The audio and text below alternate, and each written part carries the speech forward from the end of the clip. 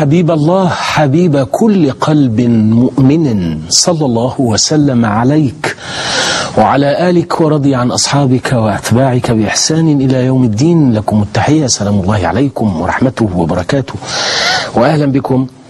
والبكاء المعتبر شرعا البكاء على الأوطان. احنا اتكلمنا عن البكاء من خشية الله، البكاء على صحيح الدين.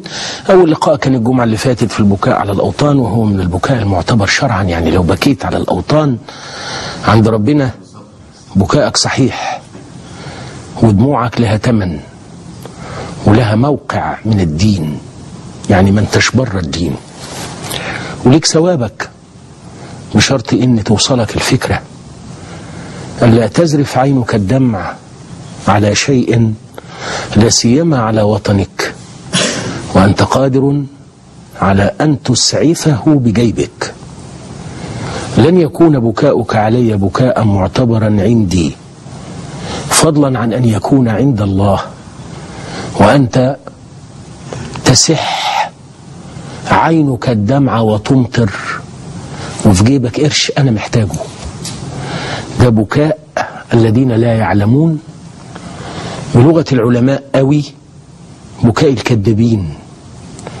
ما تعيطش عليا بدمع عينك، انما عيط عليا باللي يداوي جرحي، واللي يسدد ديني، واللي يفرج همي. النبي عليه الصلاة والسلام ما قالش من بكى على مسلم، وإنما قال من نفس عن مسلم كربة من كربات الدنيا نفس الله عنه كربة من كربات يوم القيامة. أنا أنفس الكربة بقرش، وده في المقام الأول. اوعى جاء لكن الرسول والذين آمنوا جاهدوا بأموالهم وأنفسهم.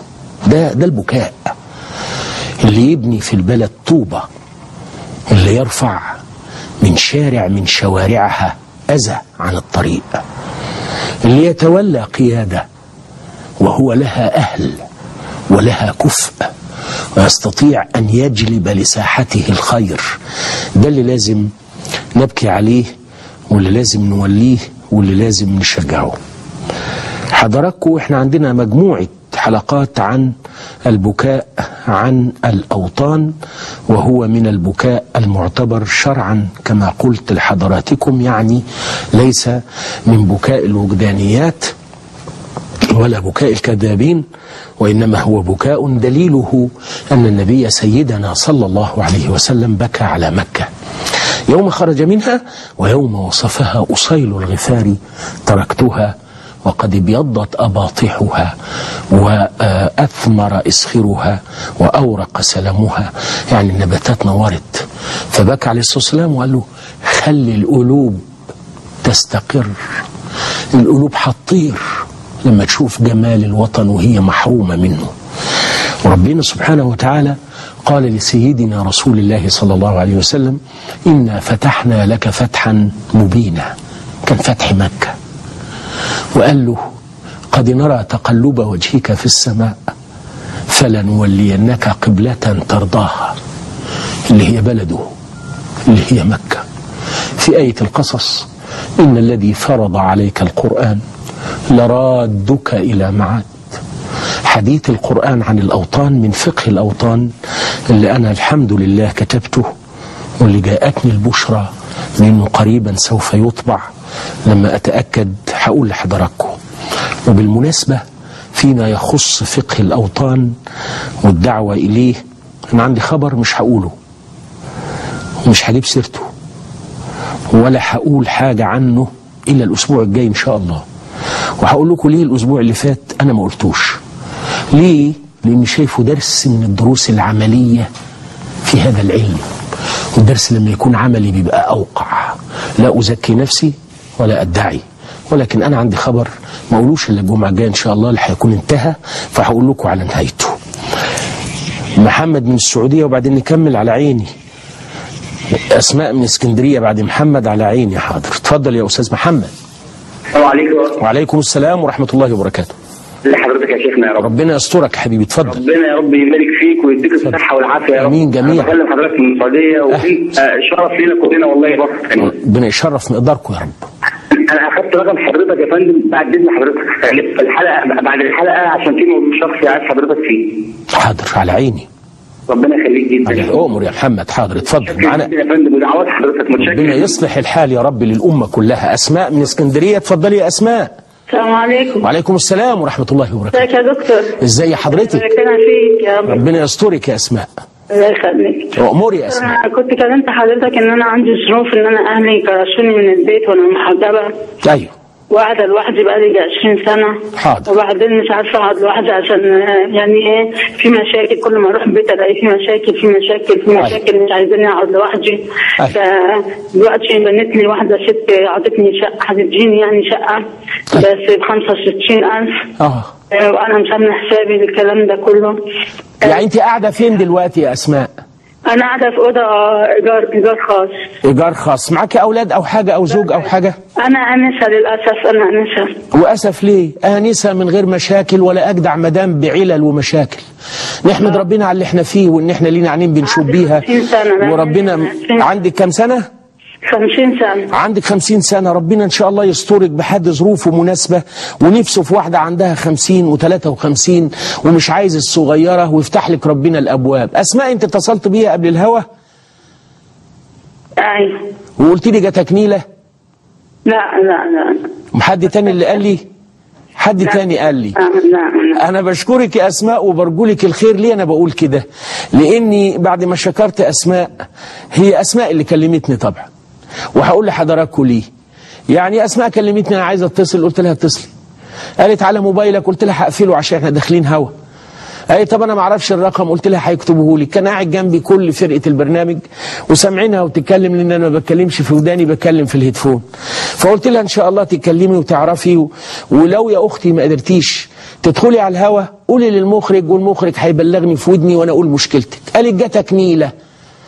خالد الأتريبي المخرج قال اديني رقمها واحنا نتصل بيها. قلت له على عيني. خد اخر رقم متصل بأسماء. سألت انا احمد عبد الستار احد اسرة انتاج البرنامج يعني ايه نيلة يا احمد؟ قال والله ما اعرف يا دكتور. قلت له يعني الهي تشرب من مية النيل. الله يصدقك يا اللي اتصلت بيا وجاتني 60,000 نيلة وربنا يزيد النيل ماء ليروي البلاد والعباد. ليه بقول الكلام ده؟ لا غضب من أسماء ولا انا اقسم بالله زعلت، وانما ما دام للكلمة تفسير فيه الخير يبقى احمله عليه وباخد منها درس ممكن اعمل فيه كتاب الليلة دي. ان الفيروس تعمق فينا قوي، بقينا بسرعة بنغلط، وبقينا بسرعة بنهد المعابد، وبقينا بسرعة ما عندناش طولة بال. شوفوا الحوار من الاول للاخر، الو كذا، اتصلي مش عارفة، طب يقولوا لي وانا بلغ، جاتك نيل. التاني بقى يتقال له جاتك 60,000 داهية، انت واللي خلفوك، لو متجوزة تتطلق، لو مخطوبة تتفك الخطوبة. نعيش حياة صعبة جدا، وبمقدورنا بشوية صبر ان احنا نرحم بعض ونعذر بعض وما نتسرعش بالكلمة اللي تضايق. مش كل الناس هتفكر في المعنى الحلو وتعفو. لا، واحد هتتقال له جاتك نيلة يقول 60 نيلة. واحد تالت هيقول فيكي وفي أهلك واللي خلفوكي الوشايك تتقطع، ومن أول السطر حكاية في دقيقة والدرس قائم. بيقول لي صاحبي حاجة خطيرة قوي. بيقول لي بنتي الصغيرة ضمتني، حسيت ان الدنيا كلها واخداني في حضنها. بقول بصت لها كويس قوي وقعدت أتأمل ملامحها وعينيها وضحكتها البريئة وأنا بحضنها، وحاسس بوزنها وحجمها القليل وعظمها اللي باين، لسه سلسلة ظهرها باينة، بتضحك من قلب، فرحانة بيا، بتضمني. خطر على بالي خاطر أموت، مين هياخدها في نفس الحضن؟ أو هي تموت، أعمل إيه؟ إزاي أفتكر اللي كان؟ إزاي أقدر أنساه؟ إزاي أتغلب عليه؟ إزاي أعتبره كأنه حاجة حلوة وراحت وربنا يعوضني؟ أو أعتبره ما زال موجودا فيعذبني؟ أو أعتبره راح بس ما أقدرش أنساه. فخطر على بالي خاطر أقول يا رب لا تكتب فيها ولا فيها سوء. قلت له بما يمس هذا الدرس، قلت له أنت تعرف لو عايز الدعوة بجد وعايز تعمل حاجة للبنت دي بجد، مش إشكال تموت، لأن النبي نشأ يتيما وهو أشرف الخلق، فلو العبرة بالآباء كان ربنا خلاله أبوه ثالث ومثلث، ولكن ألم يجدك يتيما فآوى. النبي خصوصية، لكن أنا هجيب لك من صلب القرآن الشيء النافع. آيتين 2 أو هم 3 على الأحرى، واحدة في البقرة وواحدة في إبراهيم وواحدة في النساء. سيدنا إبراهيم لما حط الذرية في واد غير ذي زرع قال اجعل هذا البلد آمنا، وقال اجعل هذا بلدا آمنا وارزق أهله من الثمرات. قدم الأمن على الثمرات. فقه الأوطان لما نيجي فقه الصلاة تتوضى ازاي وأركان الوضوء، ومعايا سؤال ايه قانون القيام من الركوع، لو انا عندي ركوع بركع كده اقوم واسجد امتى؟ هقول لك العملية تاخد 3 ثواني ونص، لان قانونه يلا اجاوب عليه بالمرة ان العظم يرجع مكانه. لكن مش هتقول سمع الله لمن حمده ربنا ولك الحمد وبعدين تفضل لي واقف لي 5-6 دقايق، او بتعمل ايه وانت واقف؟ يعني لا فتحة هنقراها ولا حاجة. قانونه عند الفقهاء جميعا ان العظم يرجع مطرحه، لان سيادتك لما ركعت كده شايف ايدي لما ركعت كده سيادتك حصل فصل، المفاصل دي كده حضرتك هتقوم ايدي دي فبترجع العظمه في العظمه تقف تنتصب كده يسجد على طول. لكن ما تقعدش 7-8 دقائق بعد سمع الله لمن حمده. والطمأنينة كما قال الفقهاء جميعا تتحقق في الركوع والسجود بقولك في الركوع سبحان ربي العظيم 3 مرات، في السجود سبحان ربي الأعلى 3 مرات. ويقولوا العلماء كانت أفضل صلاة عمر بن عبد العزيز لما يكون إمام يقول سبحان ربي العظيم 5 مرات عشان اللي وراه يلحق يقولها 3، لأنه بيسبق اللي وراه. الإمام بيسبق المأموم في إنه بيقول الله أكبر يقول سبحان ربي العظيم سبحان ربي العظيم، دوكها لأنه تابع فبيركع بعد الإمام فيلحق يقول 3 مرات سبحان ربي العظيم. والقاعدة العامة من أما بالناس فليخفف، والقاعدة العامة التخفيف سنة الصلاة إلا إذا كنت وحدك لا سيما بالليل. صلي 2 ركعتين إن شاء الله يكون أولهم بعد العشاء وآخرهم قبل الفجر. قلت له لو أنت جدع تفهم فقه الأوطان، لما بلدك يبقى آمن تموت وقت ما تموت هتلاقي ذريتك اللي انت خايف عليها ذرية آمنة مطمئنة. ولما المعاني تسري في الناس وحضرتك تزرع المعاني في الخلق وتبقى واصل للأرحام وتحتسب، ربنا هيرزق ذريتك من بعدك من يعطف عليهم ويصله.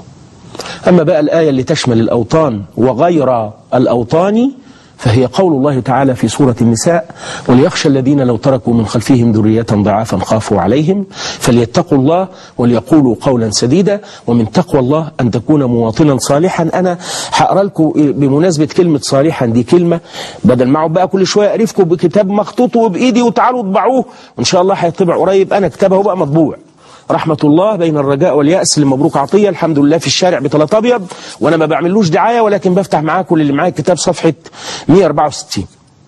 في صفحة 164 في الكتاب الصغنطوط المطبوع ده بتاع مبروك عطية بتاعكم بقول إن بعض الناس في زماننا يتصور أنه إذا ترك الظالمين ضاع، وإذا ترك الحرام والتزم الحلال مات جوعا.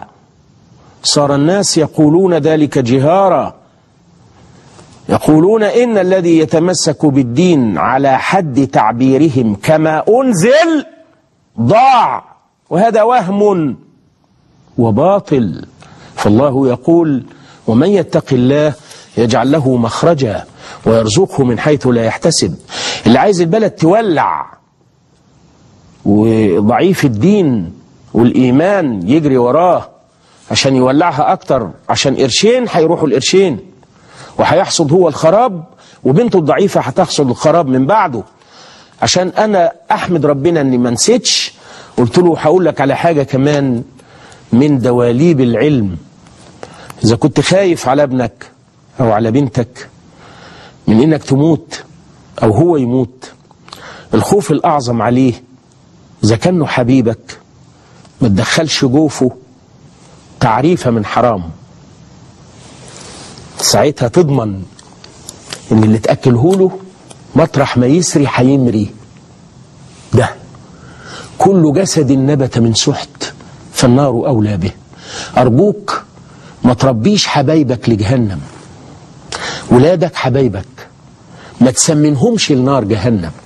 طبعا لا تزر وازرة وزر أخرى، ولكن قد يستمرئ الحرام ولا يتعود الحلال، وعندئذ يشب كما شب أبوه، وينشأ ناشئ الفتيان منا على ما كان عوده أبوه، فتبقى مصيبة. نعم محمود من منصورة. ونرجع تاني لأسامة بن منقذ، بس فكروني عشان في حاجة اسمها أسامة بن منقذ، لو أنا نسيتها فكروني. محمود اتفضل يا محمود. ازي حضرتك يا دكتور؟ صفية بعده. حاضر، أهلا يا محمود، اتفضل. ازي حضرتك يا دكتور؟ الحمد لله يا محمود. والله معجب بيك جدا. ربنا يسترك يا محمود. والله يا دكتور انا كان عندي مشكله كده عايز احكي لك عليها. يلا قول باختصار. انا بحب واحده في الشارع بتاعنا، جارتنا يعني. طيب. وبس انا لسه لي سنتين في الكليه. طيب. وهي لسه لها برضه، هي لسه في ثالثه اعدادي. دي صغيره قوي زي بعضه. المهم يا دكتور فانا محتار دلوقتي اعمل خطوبه دلوقتي. انا بعد السنتين. طيب انا فقيره جدا، ودلوقتي بشتغل وبصرف على نفسي حضرتك. ربنا يسترك يا واد، ويجعل منك الوف مؤلفه وملايين يا واد. تبقى راجل ومحترم يا واد لما تشتغل وتصرف على نفسك، وهتبقى ارجل واكمل في الرجوله لو سمعت نصيحتي على الهوا مباشره انك تصرف نظر عن هذا الموضوع تماما دلوقتي، ولا تربط البناية ولا تربط نفسك. هي لسه طفلة وتاخد إعدادية، ممكن بعد سنتين ثلاثة تغير رأيها، أو أنت تغير رأيك بعد ما تخلص الليسانسية. ما تكتفش الدنيا، أنت تصرف على نفسك وأنت بتحتسب، لأن سيدك وسيدي صلى الله عليه وسلم قال في شاب جميل قوي كان معدي، فالصحابة قالوا يا لو كان خروجه في سبيل الله، عايزين احنا الشباب عايزين.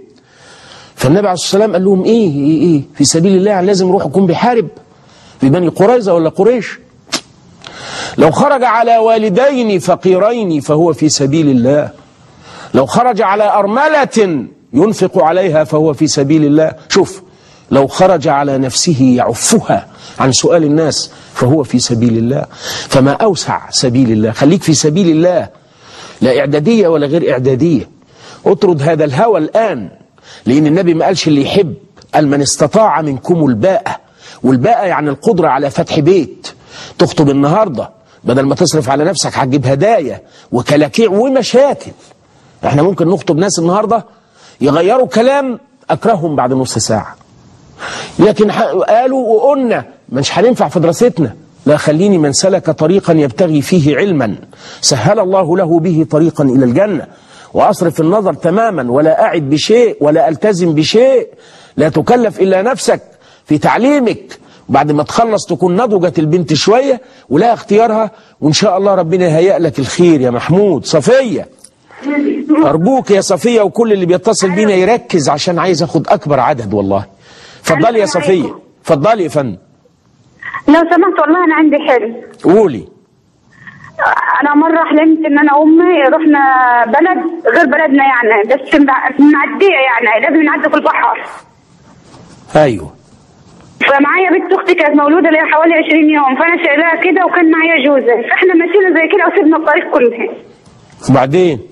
وبعدين جوزي نام في المعدية دي، ورحنا سيبناه ومشينا. جيت أمشي رحنا عملنا رحنا في حتة زي فيها جبل كده، نطلع من حتة نلقى حتة تاني مغلوبة، نطلع من حتة نلقى حتة تاني مغلوبة. وانتوا سبتوا جوزك نايم في المعدية؟ سيبناه نايم في المعدية، قالت لهم سيبيه ويلا بينا نحن. لا يعني انتوا سبتوه في المعدية؟ أيوه. وسبتوه نايم؟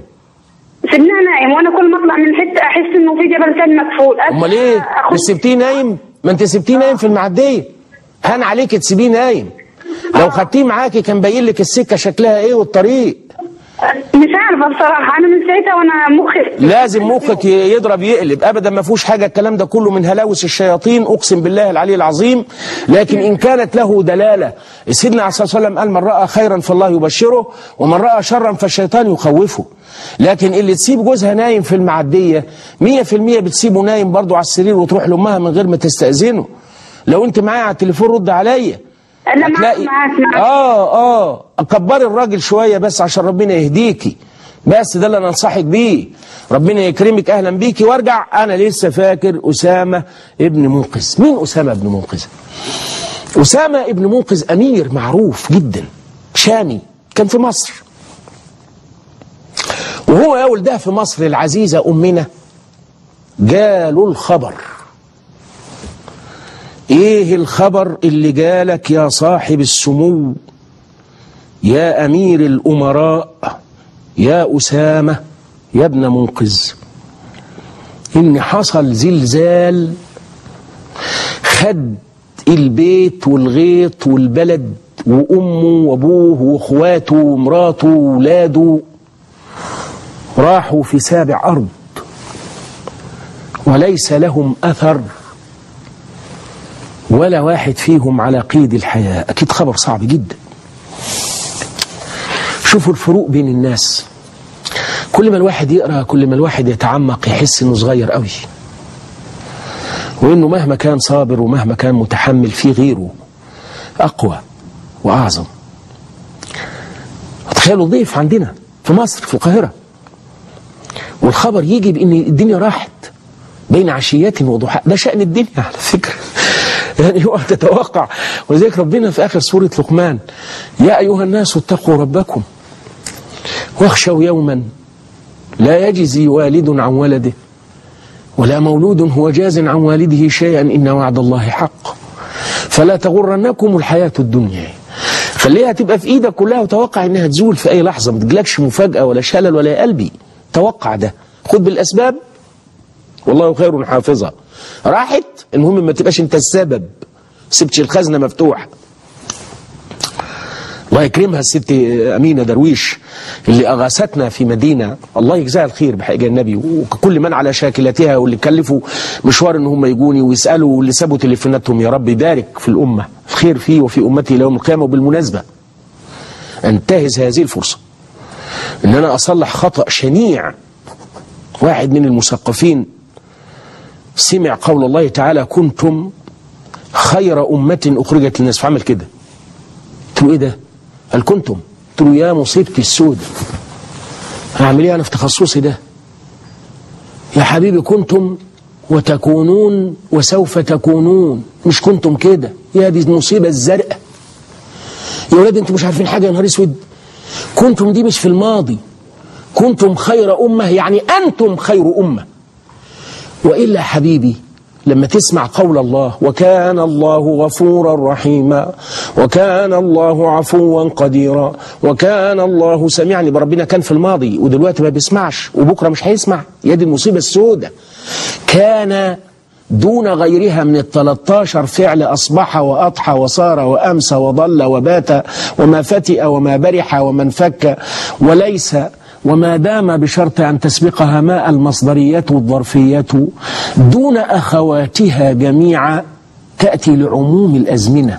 لذلك كانت أم بابها، لأن لها حاجات مش موجودة في غيرها، إنها تعمل بلا شرطين، وإن تدل على عموم الأزمنة، وإنها تحذف ويبقى اسمها ويبقى خبرها، وإنها تحذف نونها حال المضارع بشروطه إلى غير ذلك. يعني فيها أشياء جعلتها أم الباب يا ناس.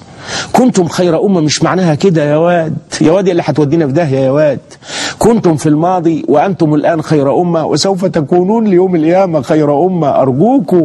أرجوكوا القرآن. نعم يا فندم. وأنا لسه في أسامة بن منقذ، فكرني. علاء بيه وبعدين عايدة وبعدين أرجع لأسامة بن منقذ. علاء. السلام عليكم. الله ازيك يا حبيبي. 2 وعايدة بقى وراها 2 عين. وعليكم السلام يا علاء، اتفضل. أهلا يا دكتور. اتفضل يا حبيبي. أنا أقول لحضرتك الموضوع باختصار يا دكتور. الله يفتح عليك يا رب. حضرتك أنا من كام سنة كده كان والدي تعرض لمشكلة وعليه دين كبير. كان الدين اكتر يعني من 250,000 جنيه. طيب والحمد لله هو دخل السجن، لكن والله يا دكتور كنت بقعد طول الليل اصلي وادعي ربنا يعني يفرجها عليا وان انا اقدر اساعد والدي. نعم.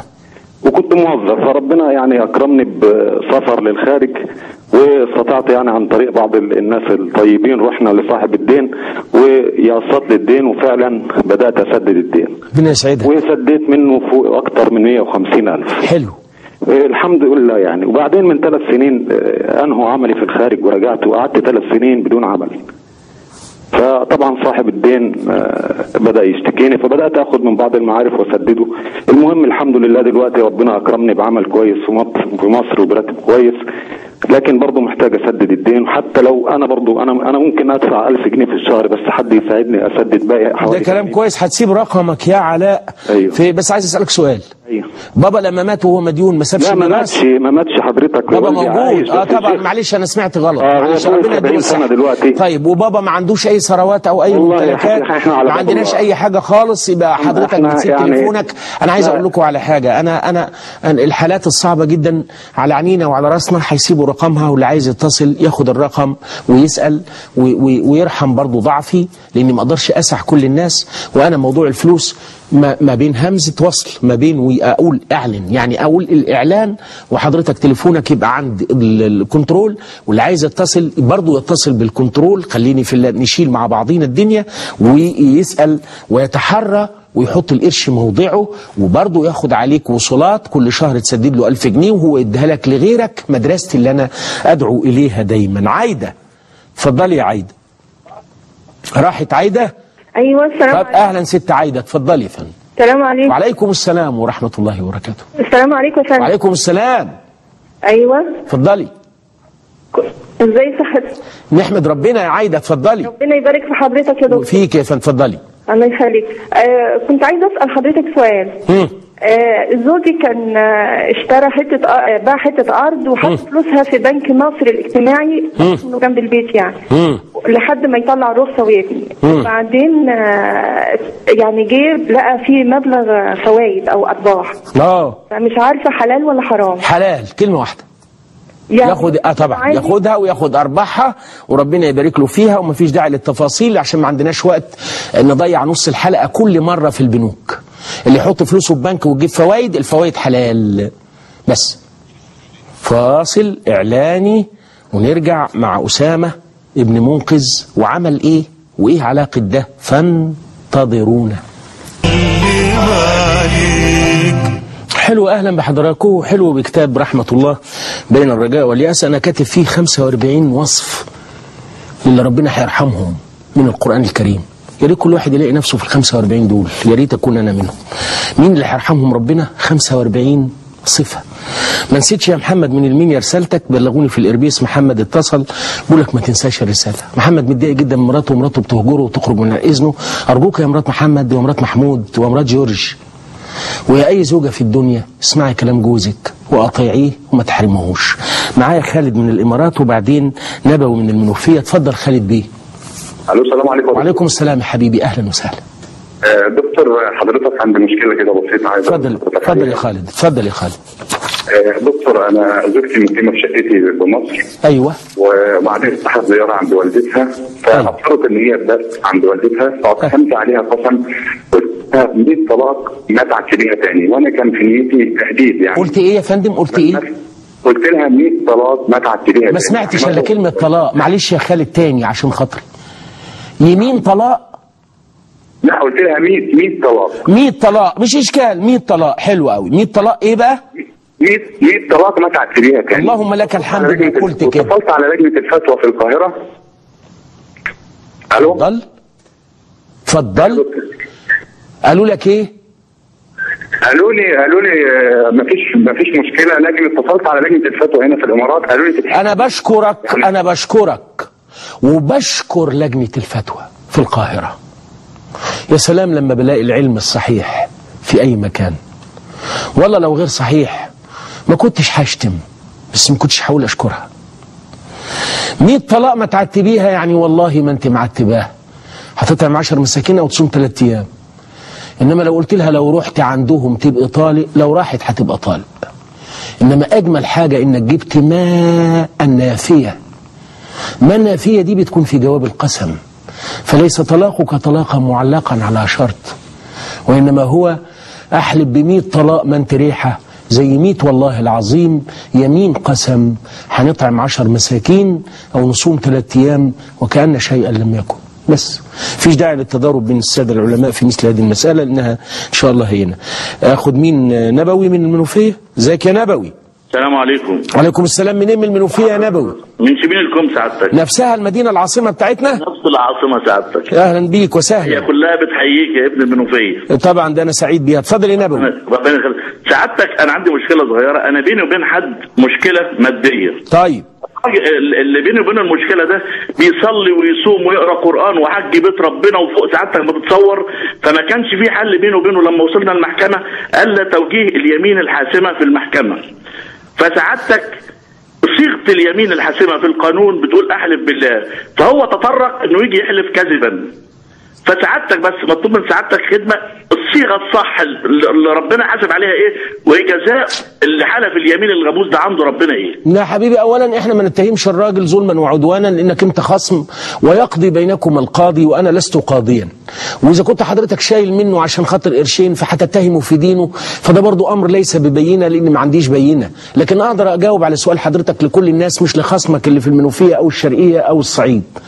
أولا اليمين أحلف وأقسم، ويمين بالله وتالله ولا عمري. احنا بندرس للدراسات العليا، كنت بكلم حسن بيه عبد الكريم وخالد الأتريبي والواد بهاء والدنيا كلها إيهاب قصدي، والدنيا كلها على إيه؟ حاجات فنية. قلت لهم تصدقوا لو انتوا عندي في الجامعة تسمعوني 5 دقائق في محاضرة مدتها 2 ساعتين تقولوا ده مش مبروك عطية اللي نعرفه، لأن بنتكلم كلام مقرر على الأولاد، مثلا كالمطلق والمقيد مثلا والمقدم والمؤخر والمحذوف لعلة كالثابت وغيره ليس كثابت والواهية والاعتباط.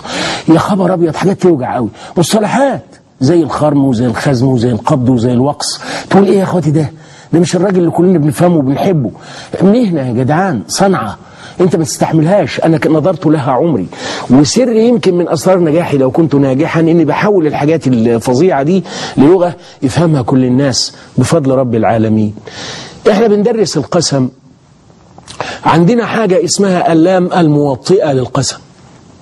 يعني لو واحد قال مثلا لأجتهدن في عملي، حلف يمين من غير ما يقول والله، بايه؟ باللام الموطئه للقسم.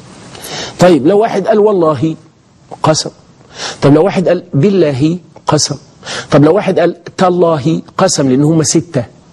يبقى أنا عندي 6 حروف. يلا جات العملية في المهنية بقى شوية اهي، الواو والتاء والباء، وجميع حروف القسم حروف جر على فكرة. يعني تقول والله تالله بالله، وبعدين عندك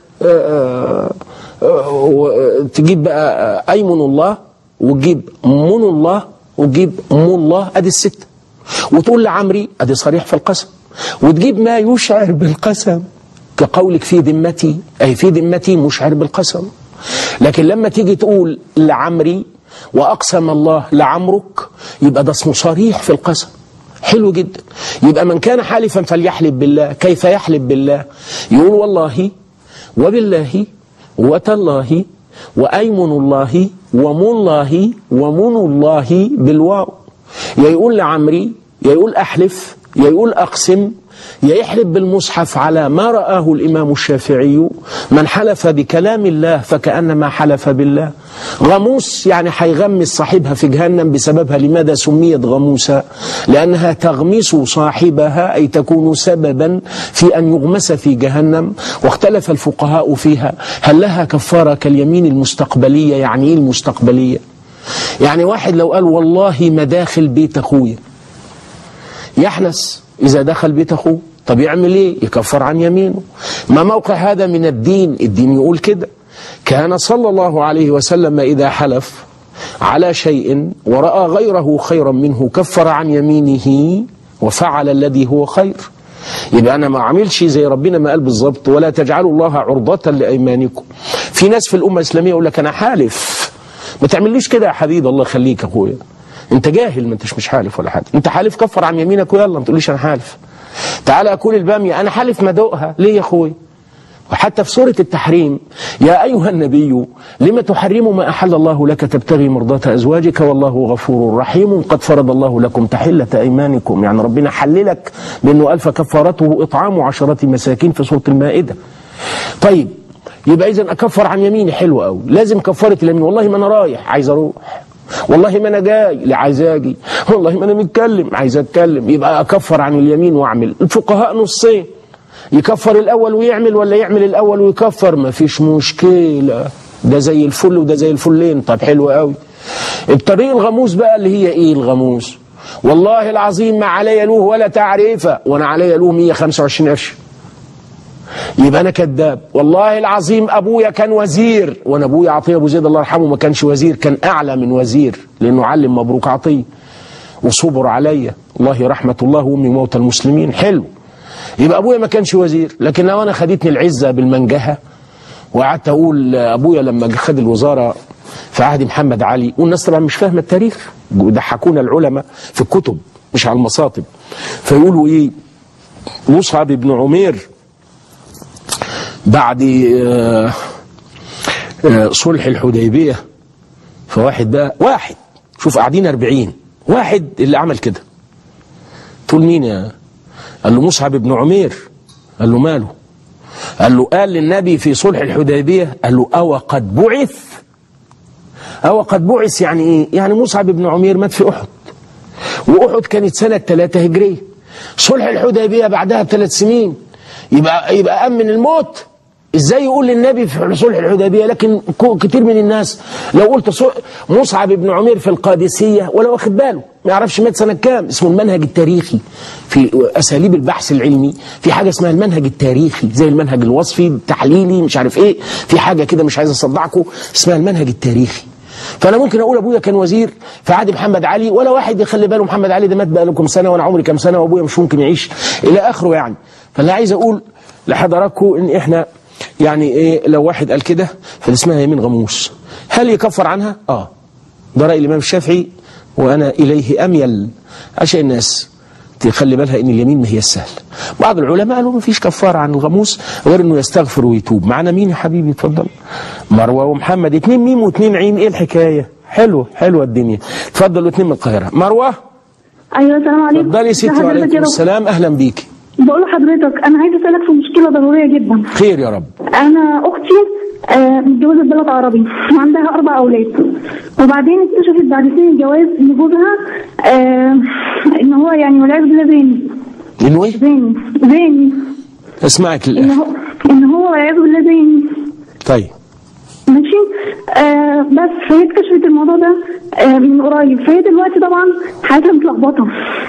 هل يا دكتور دلوقتي الصح ان هي بعد ما اكتشفت ان هو كده وبعدين هو ما بيصليش وفي حاجه ثانيه لما كانوا بيتخانقوا كان ممكن يمد ايده عليها، مش مثلا خبطه وخلاص، كان ممكن يقعد يضرب فيها 3 ساعات.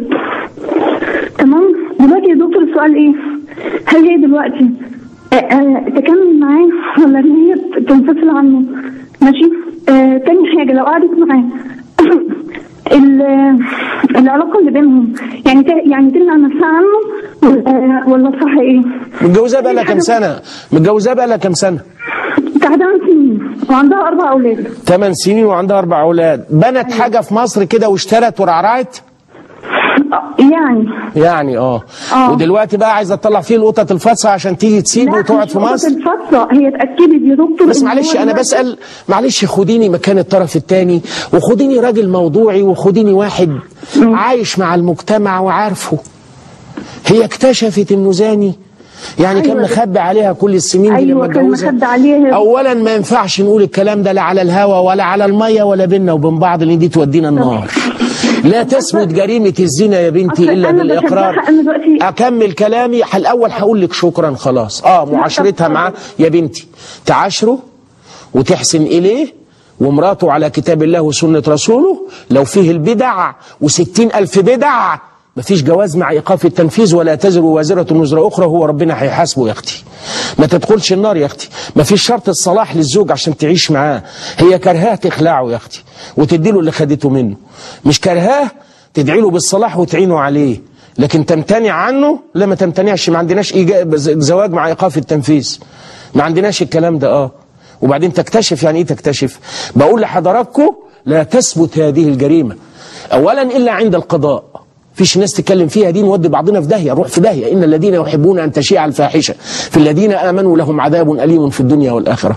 لو أختك شافت بعينيها جوزها بيزني لا تثبت عند القاضي أبدا، لازم 4 شهود رجالة يا بابا. الملاعنة حاجة تانية ودي موجودة ومعروفة، لكن شوفوا ثبوت الجريمة لا يحدث إلا بإقرار، وبدل المرة 3 4، ولا يحدث إلا ب4 شهود عدول يا أمي. غير كده صدق الله وصدق رسوله، وقال ربنا فإن لم يأتوا بالشهداء فأولئك عند الله حتى لو ما كانوش عندكم كذابين وفاسقين ولا تقبل لهم شهادة. الله يرضى عليكم. بعد نزلت آية الملاعنة. اللي أنا عايز أقوله إن تعيش معاه تعيش معاه. محمد من القاهرة، يلا الوقت بيعدي، اتفضل يا محمد.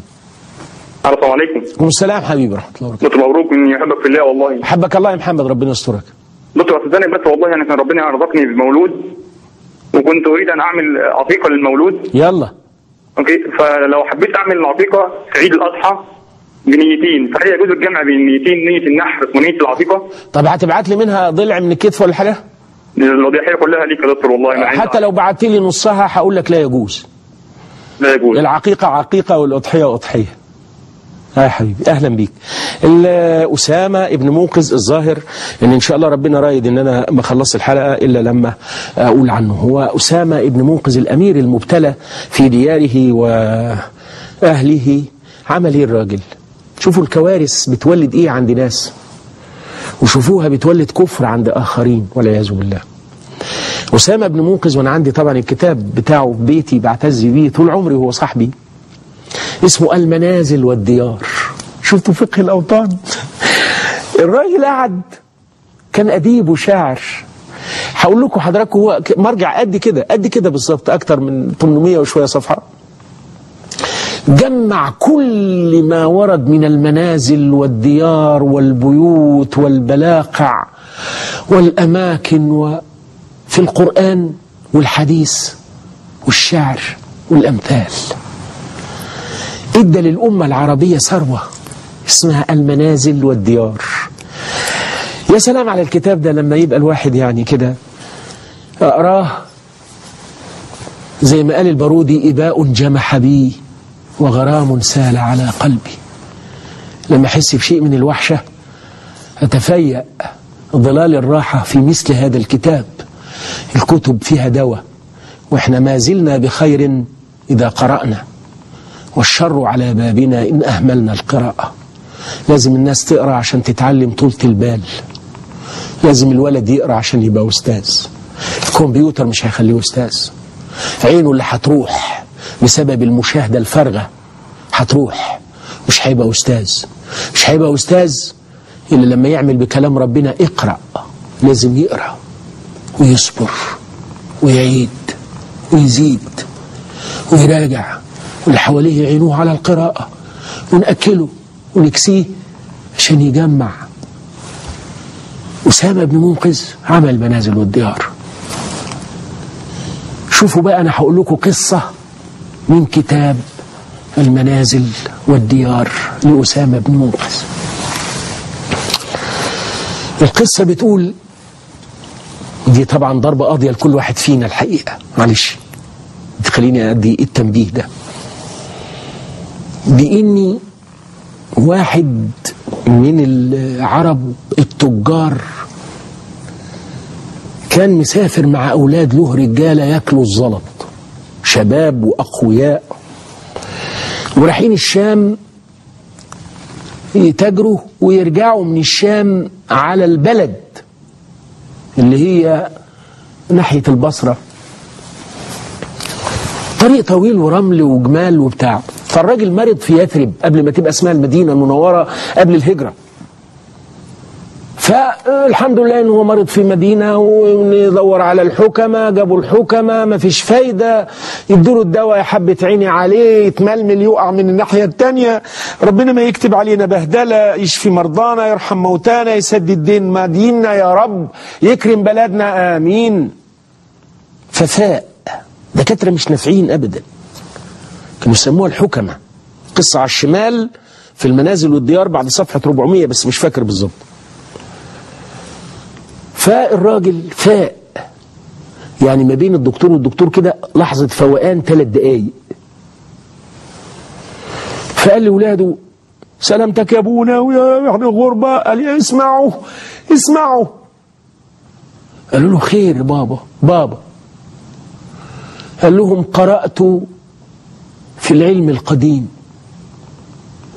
أن الرجل إذا مرض، والمرأة طبعا البني آدم يعني، أن المرأة إذا مرض شوفوا وحار فيه الأطباء فولوا وجهه ناحية وطنه لعله يشم ريحا منه فإذا به يشفى. قعدوا العيال قالوا البصرة كده، شيل أبوك يا ولد. شالوا أبوهم ولوا وشه ناحية البصرة، شم هواها، أم واقف أصبى من أولاده وأشد شبابا منهم.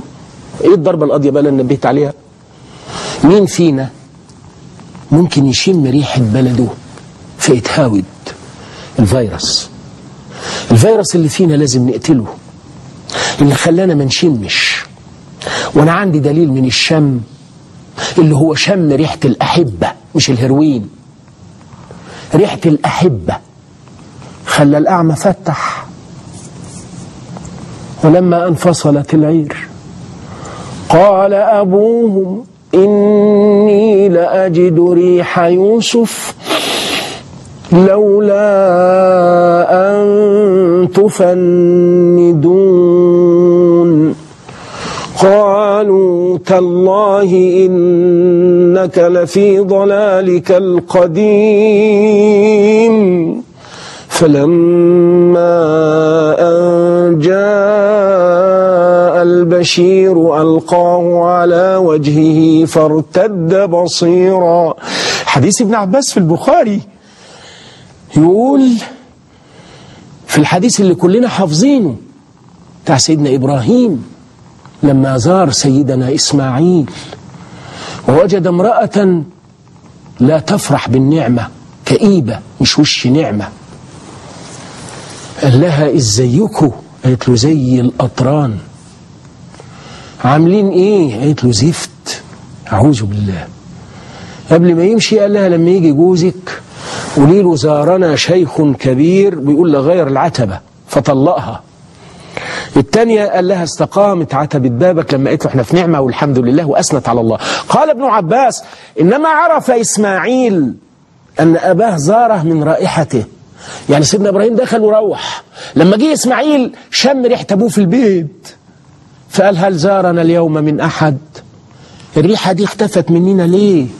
منه لله اللي ضيعها وزرع فينا الفيروس.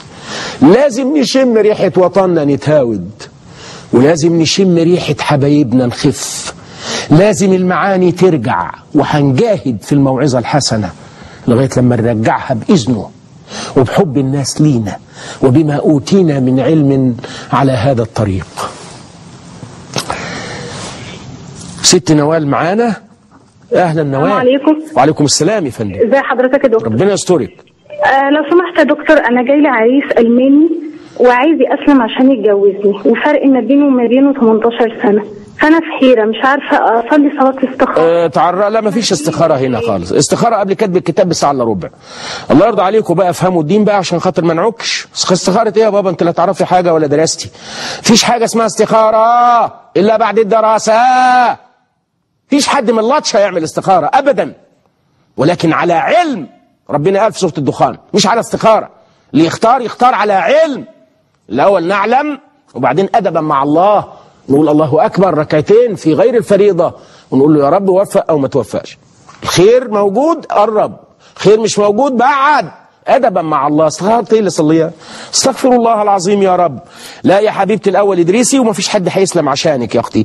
اللي يسلم عشانك هيكفر بعد ما عينك تدبل يما، ولكن ادريسي يما كويس، وما تفرحيش بالقرشين. اللي قبلك بيفرحوا بالقرشين وبعدين يقولوا اكتشفنا، الله أعلم، زي أنا ما قلت في حلقة النهاردة. نعم. ست دولت ليا أنا بنت خالي اسمها دولت، أكبر بنات خالي، ربنا يخليك. السلام عليكم. اتفضلي يا فندم. وعليكم السلام ورحمه الله وبركاته. السلام عليكم. ازيك يا دكتور؟ وعليكم السلام. ربنا يسترك بسرعه عشان الحلقه بتخلص. طيب لو سمحت انا في مشكله. ازيك يا دكتور؟ انت حبيبنا كلنا والله، وربنا يجعلك دوما كده حسنه للجميع يا رب. امين. ربنا يسترك. باختصار يا دوله تتفضل. ابني عنده مشكله ايوه يا دكتور. اي سامعك قولي.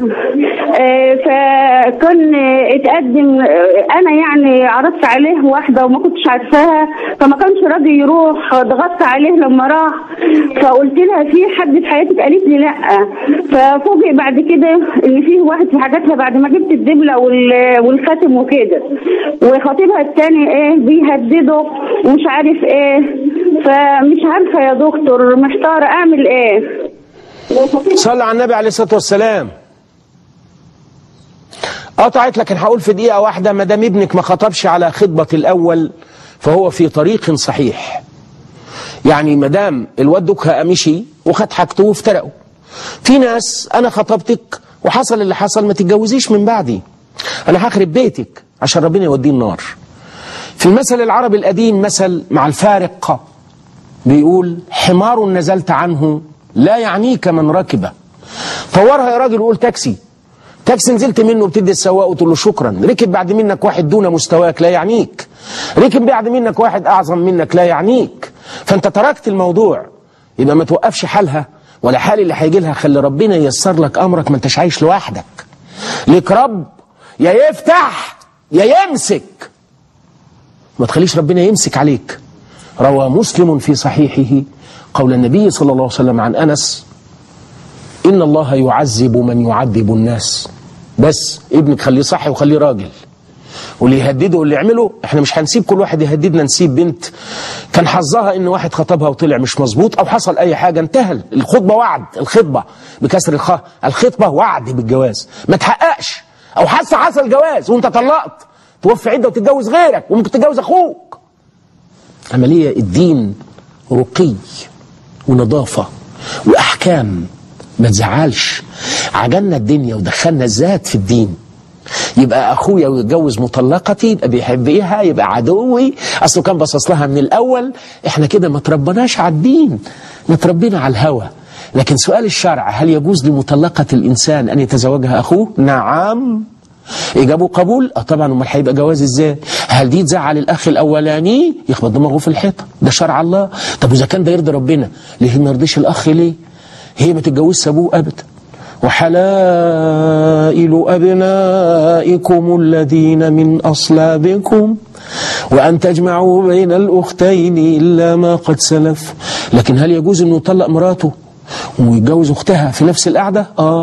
المأذون اللي هيطلق الست يجوزوا اختها.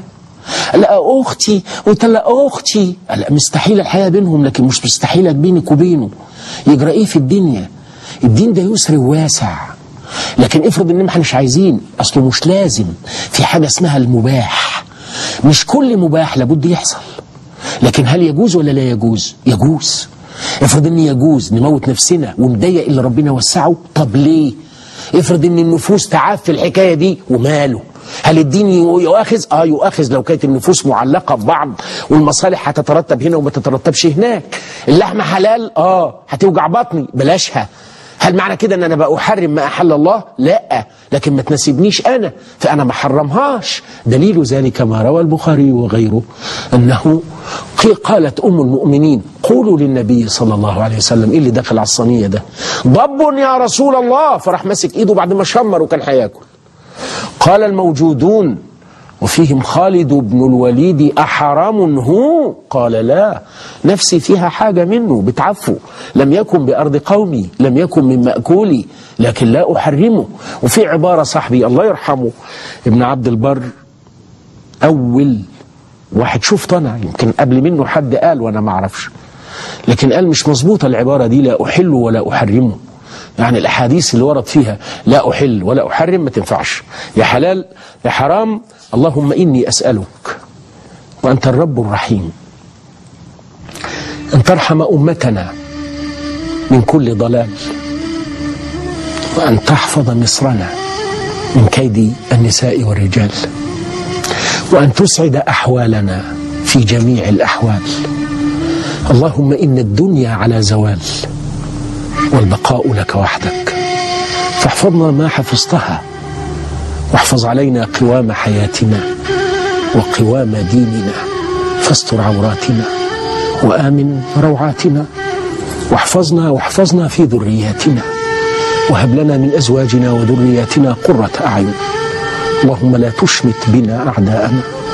اللهم إني أعوذ بك من ميتة السوء وسوء الخاتمة، وأسألك حسنة الدنيا والآخرة كما علمتنا، فاجعل لنا نصيبا مما اكتسبنا، وحقق لنا سؤلنا، آسي جراحنا بيدك التي ما وضعتها على جرح إلا اندمل، وبحسن الوعظ تمتلك القلوب وصخر الطبع من لين يذوب.